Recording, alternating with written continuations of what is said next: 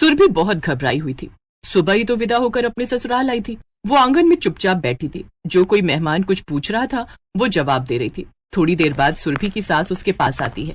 सुरभि बहू, एक काम करो, तुम नहा धोकर तैयार हो जाओ, फिर कुछ खा लेना। खाली चाय बिस्कुट से क्या ही पेट भरेगा। वैसे तुम अपने लिए कुछ बनवाना चाहती हो तो बोल दो, मैं नीलम बहू से कहकर बनवा देती हूँ। माँ जी, जो भी बना है मैं खा लूंगी। मैं सब कुछ खा लेती हूँ, ऐसा कुछ अलग से जरूरी नहीं है। बहुत अच्छी बात है, सब कुछ खाना चाहिए। सब कुछ ठीक था, घर का माहौल भी अच्छा था। सुरभि थोड़ा थोड़ा सबसे बातें करने लगी थी, पर वो इस बात से अनजान थी कि उसकी जेठानी नेहा बहुत ही चालाक और बदमाश है। वो रात के लिए कुछ अलग ही प्लान करके बैठी है। जितना मर्जी सबके साथ घुल मिलकर हंस हंस कर बातें कर लो सुरभि, पर रात को जो होने वाला है वो कोई नहीं जानता। आज की सुहागरात तुम्हें हमेशा याद रहेगी।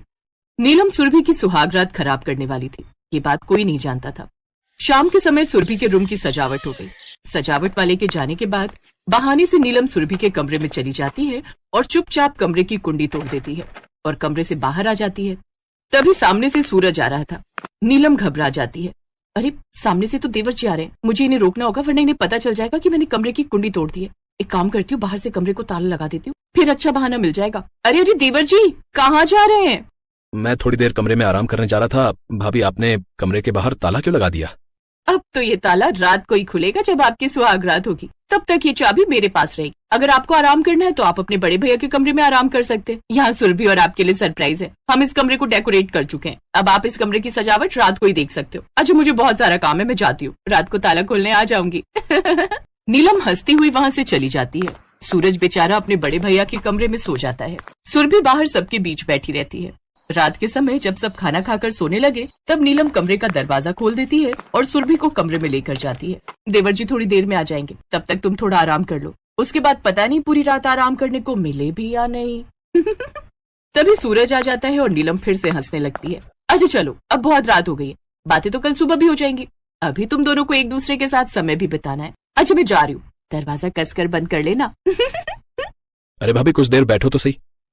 कैसी बातें करते हो देवर जी, मैं कबाब में हड्डी क्यों बनूं? वैसे भी तुम्हारे भैया बहुत देर से गर्म दूध मांग रहे हैं। मैं उनके लिए रसोई में दूध ही लेनी चाह रही थी। तुम दोनों का दूध का गिलास मैंने वहाँ साइड में टेबल पर रख दिया है, दोनों पी लेना। नीलम मीठी मीठी बातें करती हंसती हुई कमरे से बाहर चली जाती है। सूरज कमरे का दरवाजा बंद करके कुंडी लगा देता है, पर उसे नहीं पता था कि वो कुंडी तो ठीक से लगी ही नहीं है। कुंडी लगने के बाद नीचे हो गई है, दरवाजा सिर्फ भिड़ा हुआ है। सूरज सुरभि से बातें करने लगता है और बातों ही बातों में सूरज सुरभि का हाथ पकड़ लेता है। वो जैसे ही सुरभि को गले लगाने लगता है, अचानक से नीलम दरवाजा खोल देती है और बहुत जोर से हंस देती है। सुरभि और सूरज दोनों थोड़ा सा शर्मा जाते हैं। नीलम को पता था कि सूरज और सुरभि थोड़े से घबरा गए हैं, इसलिए वो दरवाजे को खोलकर वापस नीचे दौड़ने लगती है। अचानक सीढ़ियों से नीलम का पैर फिसल जाता है और वो सीढ़ियों से गिर जाती है। नीलम के पैर में चोट आ जाती है और वो चिल्ला पड़ती है। नीलम की आवाज सुनकर घर में सब लोग बाहर आ जाते हैं। सूरज और सुरभि भी अपने कमरे से निकलकर नीचे दौड़ते हैं।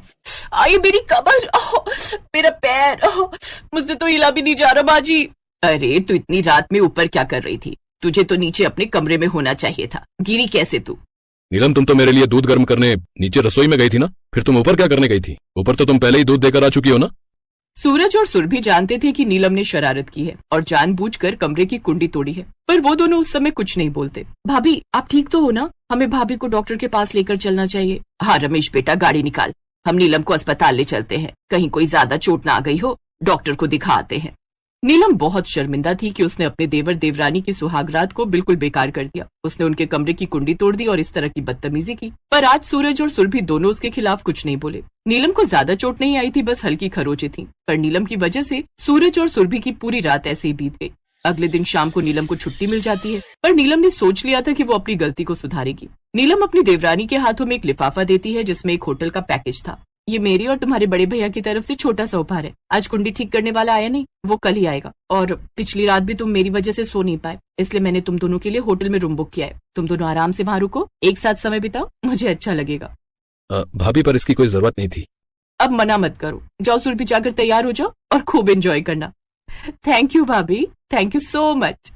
अब मुझे यकीन हो गया कि मेरी बड़ी बहू और छोटी बहू में आगे चलकर बहुत प्यार रहने वाला है। अपनी सास की बात सुनकर नीलम और सुरभि दोनों देवरानी जेठानी मुस्कुरा देती हैं।